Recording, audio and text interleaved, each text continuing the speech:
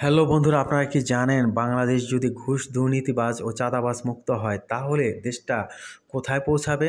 আমরা তখন কিন্তু ইউরোপ আমেরিকার স্টাইলে জীবনযাপন করতে পারবো। কারণ ঘুষ দুর্নীতিমুক্ত সমাজ প্রতিষ্ঠা হলে মানুষের মধ্যে ভেদাভেদ, উঁচু নিচু ধনী গরিব ভেদাভেদ অনেকটাই কমে আসবে। সম্পদের এত ব্যবধান থাকবে না। ঘুষ দুর্নীতি থাকার কারণে কিন্তু আপনার উপরের লেভেলের কর্মকর্তারা নিচু লেভেলের কর্মকর্তা বা সাধারণ মানুষের প্রচুর পরিমাণ টাকা শোষণ করে খাচ্ছে।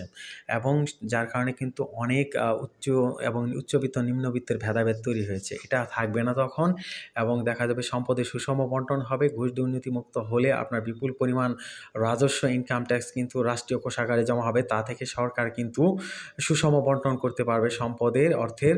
এবং তখন কিন্তু আজকে যারা ২০-২৫ হাজার টাকা বেতন পান সরকারি বা বেসরকারি লেভেলে, তারা কিন্তু তখন ৭০-৮০ হাজার বা ১ লাখ পর্যন্ত পাবেন। আর আজকে যারা ৫০-৬০ হাজার টাকা বেতন পান তারা তখন কিন্তু ১.৫-২ লাখ টাকা বেতন পাবেন।